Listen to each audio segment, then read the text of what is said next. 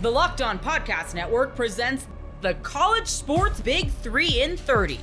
The three biggest stories in college sports. From our local experts at the Locked On Podcast Network. We bring you the real story.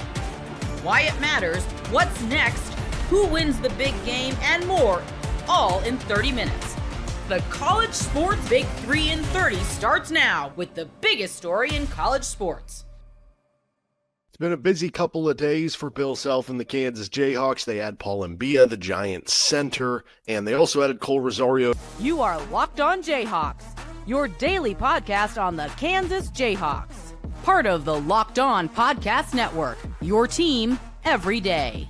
Let's start with Cole Rosario first. So Rosario is the reclassification guard 2026 for KU. That sounds like, by the way, he'll be joining within like a week, which that's great news because that was something we kind of talked about that like, okay, how much of an opportunity is he going to have to play with the team during the summer? Like you think of Johnny Furphy and he didn't join the team till like August. And yeah, Furphy ended up being a starter later in the season, but it took some injuries. It took some other players not playing well. And he, wasn't a starter at the beginning of the year. Well, sounds like Cole Rosario is going to be joining soon. So he'll have missed a little bit of time, but he'll have, I would think, plenty of time to establish himself as a possible rotation player for KU should everything kind of come together. So that's huge for his potential early playing time and kind of getting in that Bill Self circle of trust. As far as the ceiling role, what it looks like for Cole Rosario versus the floor role, we'll do that with Mbia too. For Rosario, I think the ceiling role looks like, he's one of the best three-point shooters on the team.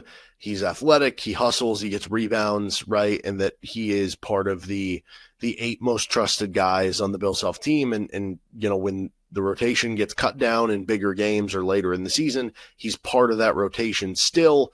And he's, making a big impact in doing those things specifically for KU. I think the floor, what it looks like in the realistic worst case scenario, so to speak, is that he's just not part of the rotation. And that could be because Bill Self either plays a smaller rotation that just has like 7 guys, or it could be from a standpoint of like, what if Jamari McDowell, just having more experience, beats him out? Or, what if KU opts to like, if you figure your starting 5 plus one of the bench guards plus your backup big and then your 8th man, what if the 8th man ends up being they just want to steer into even more athleticism and having another wing who can play the 3-4, and they end up going with Samiz Calderon in that role. And so Rosario ends up being just kind of a fringe rotation player where he's playing spot minutes in year 1. That would be the, I think, floor situation there for Rosario. But either way, I do like his future with KU. That's to say the least. My guess on the role personally is that, I think you're looking at a competition between like Rosario, Calderon, and some of these other guys. I am right now expecting Rosario to be a rotation player for KU. Again, I have a hard time seeing him jump ahead of some of those guys, maybe in the top 7 when you're looking at, the really 4 main guards that you have with Council, Dawson, Jackson, and Peterson.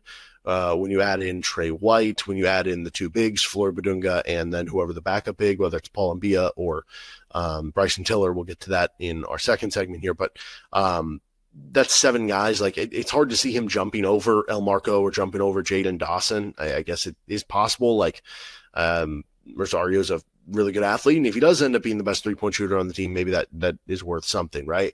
But there is room for an 8-man rotation and him being that 8th guy. So like, that's kind of where I view it right now, that, okay, maybe Calderon has a leg up right now because he's been practicing with the team.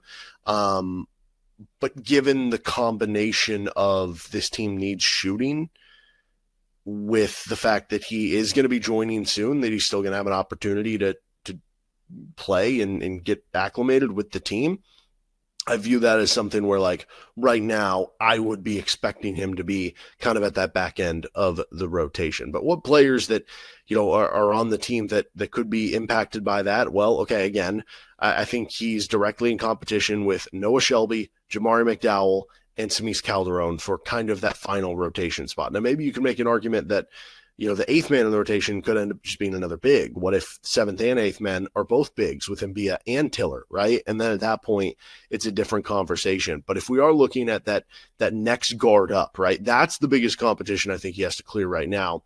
Shelby and McDowell. And McDowell has a little more experience, right? Coming off the redshirt year, this will be his 3rd season at Kansas. when you look at Rosario, probably has a little more juice and maybe more three-point potential than McDowell. But again, how much is that experience worth as far as Noah Shelby is concerned? That's a player who, mostly brings three-point shooting to the table, and that'll be interesting to see if Rosario can be a better three-point shooter than him. I would think the other parts of the game, the all-around pieces of the game, are going to be better for Rosario than they are for Shelby. But yeah, that's kind of the big competition there.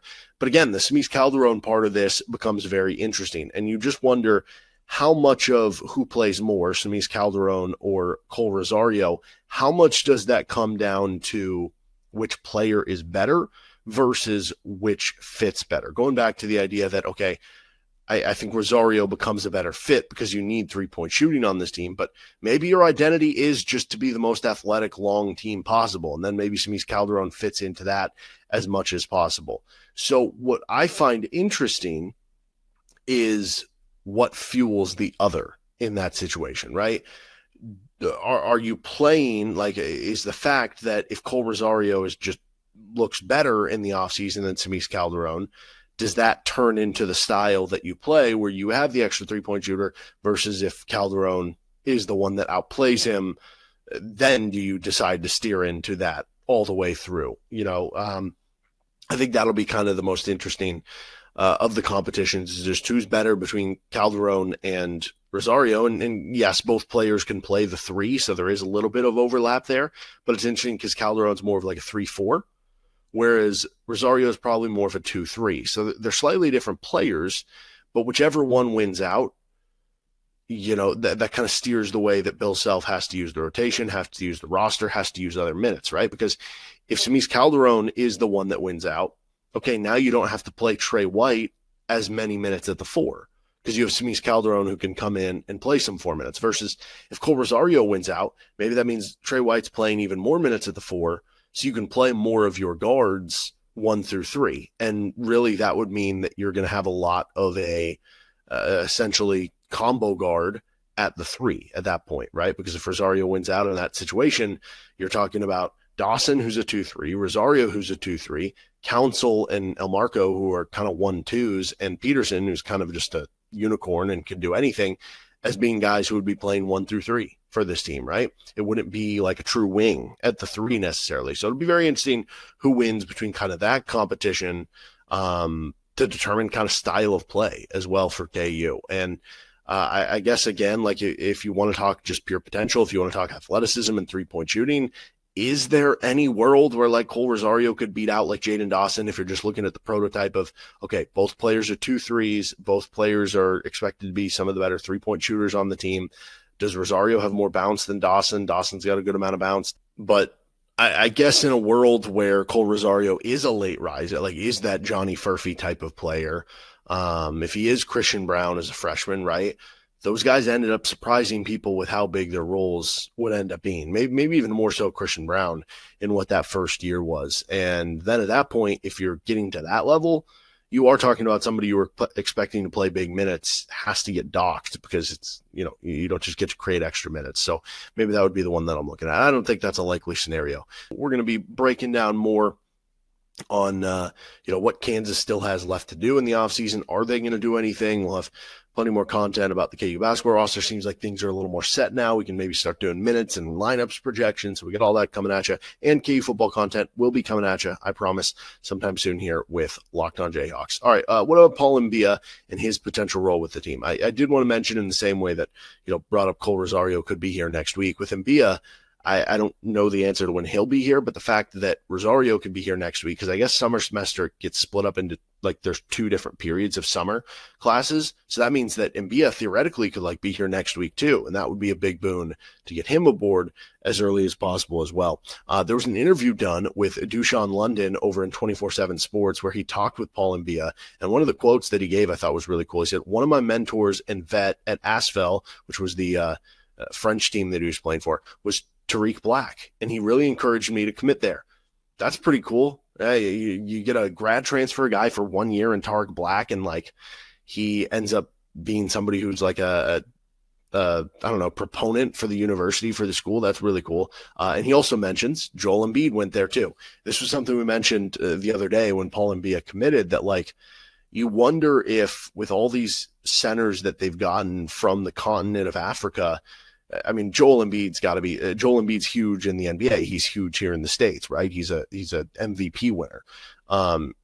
In Africa, being somebody who is from Cameroon, the fact that he can champion that, like, I'm sure he is a fan favorite over there in the same way that, Shohei Ohtani is a fan favorite in Japan, right?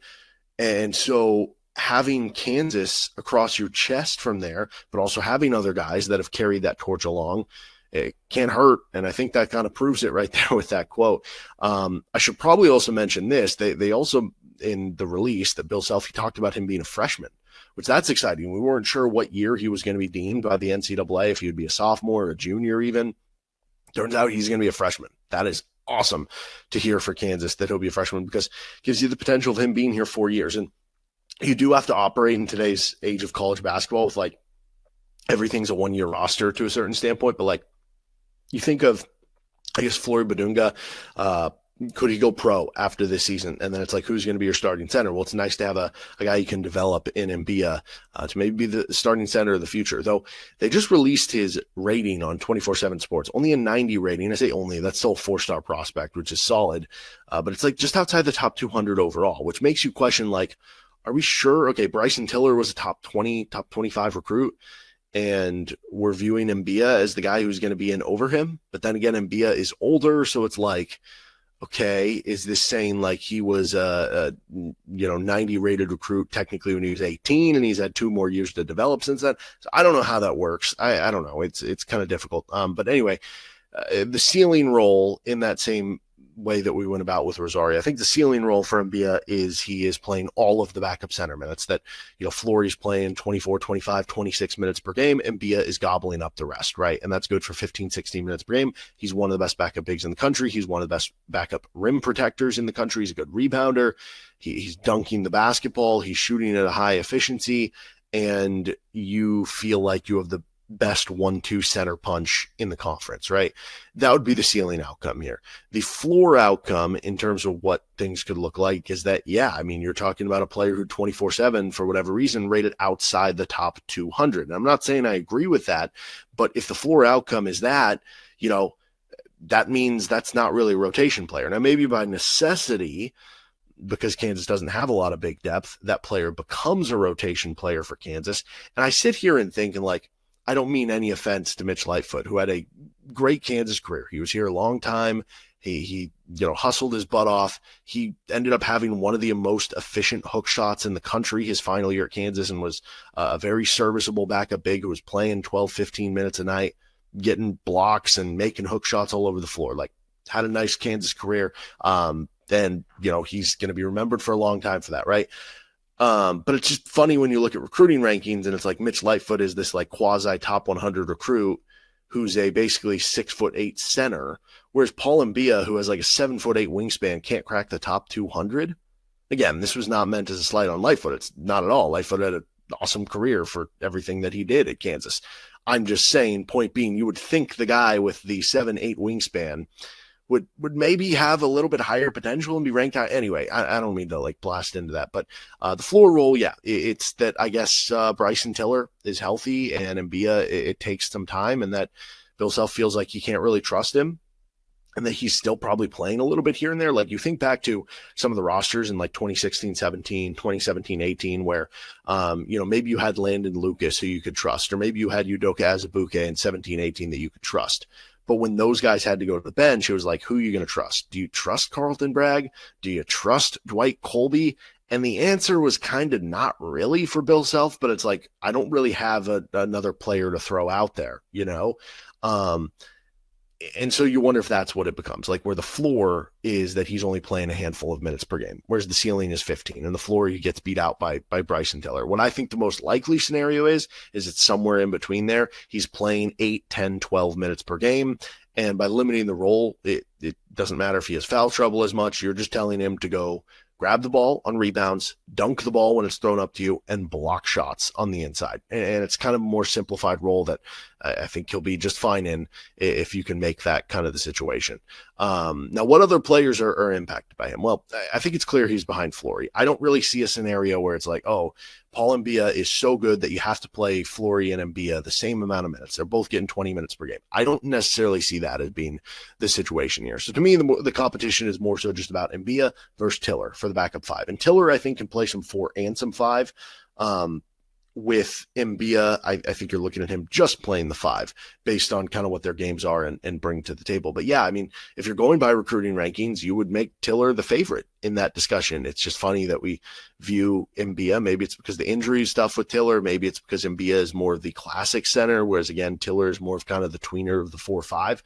But that'll be a fun competition to see with who kind of wins out on that. And then theoretically, and this kind of loops in Tiller to all this, if Tiller and Mbia, their competition is a really good competition because both players are playing well, then maybe you do start talking yourself into playing a little bit more 2-big basketball, 10 minutes a night of 2-big basketball, versus if it's just, oh no, like, I don't know how much we can trust him, but he's super long and we think he can just be an athlete out there for 5 minutes a night, then you're not probably playing any 2-big basketball. And then maybe that goes back to the Cole Rosario conversation where it's like, yeah, but we really need Samiz Calderon because we need him to give us some 4 minutes, right? That becomes interesting. Or does Kansas, just roll out and they're cool with playing, basically a 6'5" guy at the 4 and just dealing with it and having a center who can block shots, whether it's Fleury or Mbia in there, or a guy in Tiller who has like a 7'2" wingspan as well. Very interesting how some of the puzzle pieces will kind of be fitting for this KU rotation on roster. Monarch Money isn't just a budgeting app, it's a complete financial command center. You can track all your accounts, investments, and spending in one place, so you stop just managing your money and start building wealth. Instead of juggling multiple apps, you can use Monarch to check your finances, track spending, and even plan long-term goals. Managing money with your partner is smoother than ever. You can track shared and personal accounts, set goals, and stay on the same page without the stress. Take control of your finances with Monarch Money. Use code LOCKEDONNFL at monarchmoney.com, 50% off your first year. That's monarchmoney.com, code LOCKEDONNFL for half off your first year. You are Locked On Gators, your daily podcast on the Florida Gators. Desmond Green, offensive lineman out of St. Stephen, South Carolina, has committed to the University of Florida to play for the Florida Gators to give them their 5th offensive line commit of the 2026 cycle. And oh my God, they're red hot. We talked about this potential commitment earlier on Locked On Gators that came out this morning, which, by the way, we also had Florida Gators commit Justin Williams join me for that show. He was the final 2 segments of the show because, we got to get the main event of the evening in there. But Desmond Green has joined this Florida Gators recruiting class. Desmond Green, 6'4", 6'5", 350 pounds is what he's listed at online. On 3, he is a 3-star offensive lineman, 47th interior offensive lineman in the country, 11th player in the state of South Carolina. On 24/7, he is the 87th interior offensive lineman in the country, 18th player in the state of South Carolina. On ESPN, he is the 30th interior offensive lineman in the country, 10th player in the state of South Carolina. And on Rivals, gotta love Rivals, 139th player overall, 4-star, 7th interior offensive lineman in the country, and the 2nd-ranked player in the state of South Carolina. And we spoke about this on this morning's episode of Locked On Gators. Oh, I'm sorry. On the first episode of Locked On Gators this morning, because it's still the morning and we've got our 2nd commit here. But we spoke about this earlier. I highly doubt Desmond Green is going to be a 3-star by the end of it all. Which, again, leads me to say, once again, that recruiting rankings really don't matter anymore at all. I know that people can say, oh, well, historically, 4 stars, 5 stars do this compared to 3 stars. Sure, but this ain't historical anymore, right? We're talking about the most politicized rankings we've ever seen, where it's basically, hey, do you come to my camp? Yes, then a bump up in the stars. Hey, do you come to my camp? No, then a bump down in the stars. So I don't give a damn about the 3-star ranking right now. I give a damn about who he had committable offers from. Because who he had committable offers from were Georgia, South Carolina, Oklahoma, and many others. But those were the main 4 we were talking about with Desmond Green for the Florida Gators. And I will say this as well, because I know that there are people that go, oh, well, he would be this part in their class, and he's going to be, higher up in Florida's class. Shut the hell up. My goodness. Get over it. You're getting a good football player with an offensive line coach who, for all the criticism I will give him, has had 2 3-star offensive linemen get to All-American status. You think I give a damn about what you think in the comments there when we're talking about that? Do you? Because the answer is no. Desmond Green's a Florida Gator. And if you watch Desmond Green, which we will, I think what we're going to do is tomorrow have the scouting report episode for him. But if you watch Desmond Green, then you will see something very similar to what you see from basically all of the other Florida Gators offensive line targets, not even commits, targets of big guy, right? 6'4", 6'5", 350 pounds, big guy, long arms, athletic, and is aggressive as all hell. He needs technical refinement. Who would have thought? Who would have thought that a high school offensive lineman wasn't ready for the NFL right now? No, he needs refinement, as does every offensive lineman coming out of high school or anywhere. Because, like I've said, I think offensive line recruiting is worse than it's ever been, or offensive line development in high school is worse than it's ever been. I do think this is one of the best high school classes we've had in a long time, and just nationwide in the offensive line. But Desmond Green joins us as a guy that is going to be a big-time player on the interior. I will say also, because I do know that there are quite a few Florida Gators fans that go, oh, well, Florida's done on the offensive line. I know that there's media that's reported Florida's done on the offensive line. I don't know if that's true. I have said this before. I'm not convinced that there aren't some other players that Florida views as a +1 in this class. Claude Mpuma is one of those guys that I think of. I don't think he's going to be a Gator, but I do think he would be a +1 if he wanted to. I still think they would take him. But again, we're talking about like South Carolina. They're the in-state school for him. They were always going to be in this, right? Georgia.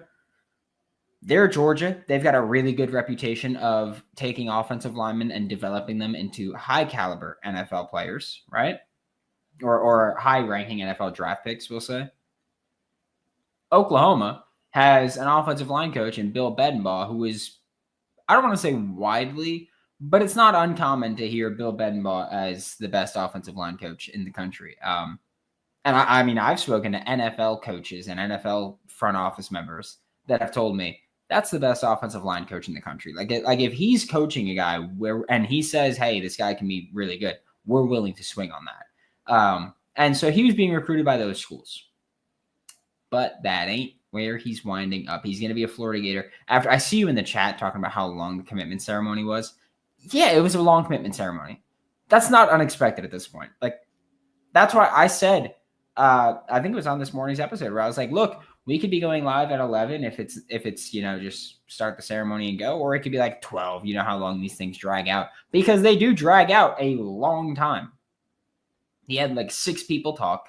But again, that's also another thing where the way that I think about it is you only get that once, right? Like when you're coming out of college, you don't get the choice. You don't get to have a whole ceremony and tell people where you're going. You don't get to dictate that. No one cares. Like, you don't get to say anything. So I don't care how much these kids milk it. I really don't. I just hope that they go about the process the right way. And if like the right way does not mean that you can't have a big ceremony. You can have a big ceremony all you want.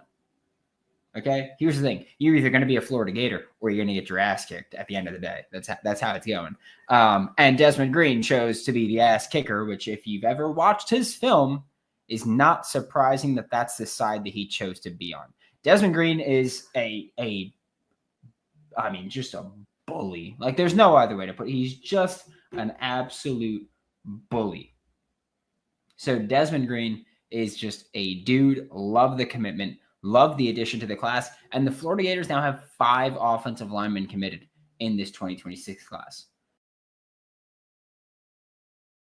Summer sports are in full swing, and whether you're all about baseball under the lights, golf on the green, or high-stakes soccer action, FanDuel is the best way to make every game even more exciting. You're already following the action. Why not make it a little more thrilling? With FanDuel, you can get in on the game while your friends are getting sunburned at the beach. It's easy to use, fast to pay out, and makes even regular season games feel like must-watch events. Whether I'm placing a same-game parlay or watching a bet right in the ninth inning, FanDuel makes it feel like I'm part of the action. And if new to FanDuel, new customers can bet just $5 and get $150 in bonus bets if your first bet wins. Open the FanDuel app today or visit FanDuel.com/lockedon to get started.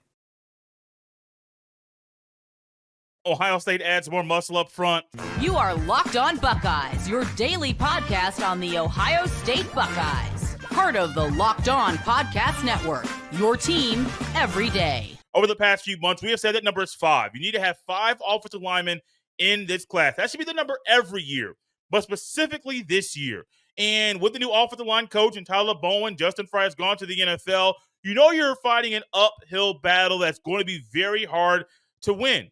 But Ohio State's pursuit of quality offensive linemen while trying to hit a quantity number has been very successful. And the latest win came when 3-star offensive tackle Aaron Thomas joined the Buckeyes 2026 class. Ohio State continues to win on the recruiting trail, and Aaron Thomas's commitment continues a trend of the Buckeyes getting quality guys to join this exclusive group. And I say exclusive because not everybody has the chance to be a Buckeye. You may want to commit to Ohio State, but does Ohio State truly want you? And there are some guys out there that, hey, we're pursuing you. All of a sudden, somebody else comes on our radar. We're going to go after that guy heavier. If some guys, maybe they got an offer. Maybe they got an official visit. But at the end of the day, maybe with the way the cycle has gone and the way the pursuit goes on the trail, maybe it goes that Ohio State doesn't accept the commitment. But they did with Aaron Thomas. And trust me, when you watch this young man play, you will see he is very, very talented. He is athletic. He is very natural with his movements and things that show off his athleticism. He has really good feet, and his balance is shown every time he plays. But the one thing about Aaron Thomas that I think is very interesting is that when he was a defensive lineman, he just moved to the offensive side of the ball as a junior. And so when you have a guy that was a defensive tackle, switched to offensive line as a junior, after his junior season, he gets an offer from Ohio State. He goes on an official visit, and then he ultimately lands in Columbus, Ohio. That shows the major upside. Also, the pedigree and his genes work well because his dad, Eric Thomas, was a former Florida State Seminole under Bobby Bowden. He was Chris Winke's center. And to talk about how the high level his dad played at when his dad played the college football. So that's great. And I love that you're following in your dad's footsteps, also being able to play the same position on the offensive line. Is not truly same position, tackle versus center, but still playing an offensive line position like your dad is very helpful. But also, I think about what I said about Jason Witten. Now, his son is a linebacker, about 6'1".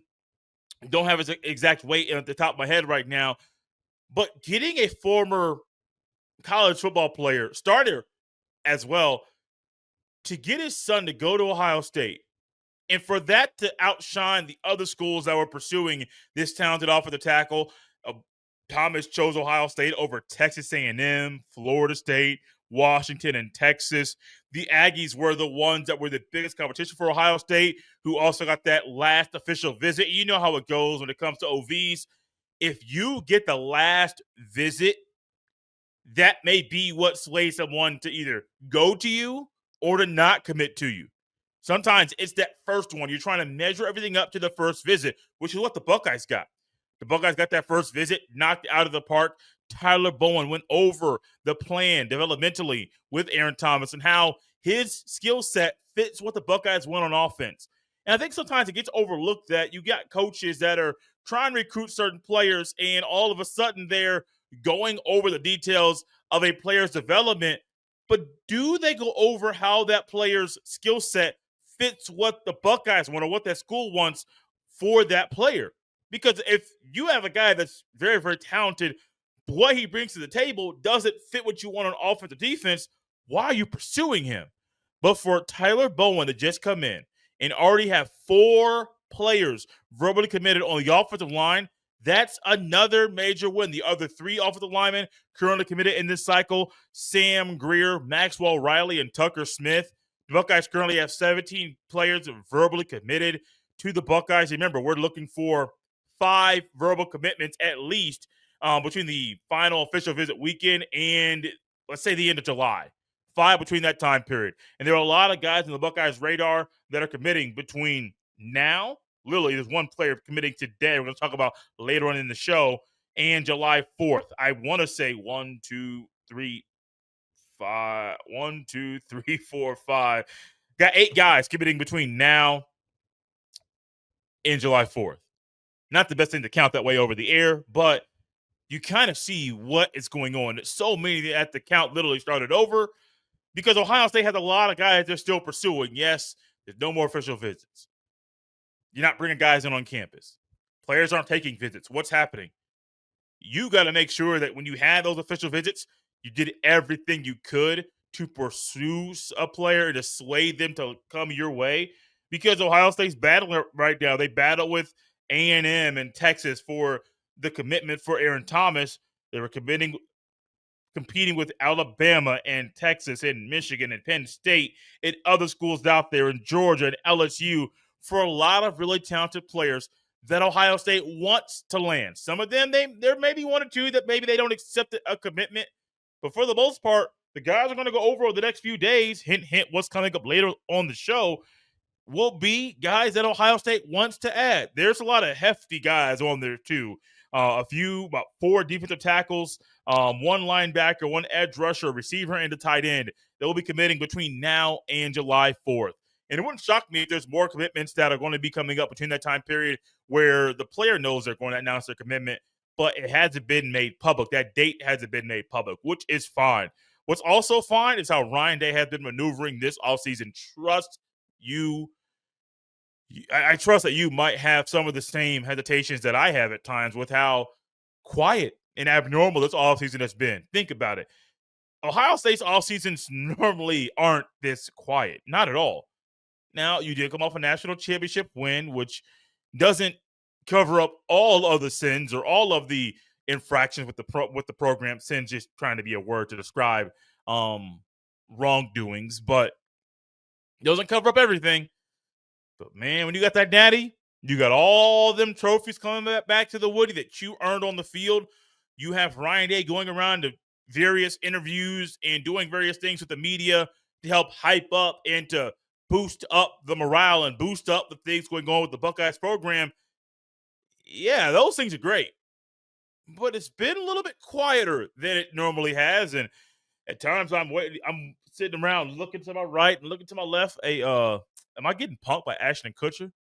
Am I literally just a part of a skit that's going to be shown on the YouTube, not MTV anymore, on the YouTube to show how I got made fun of and I got in the middle of a pickle when I didn't even know it?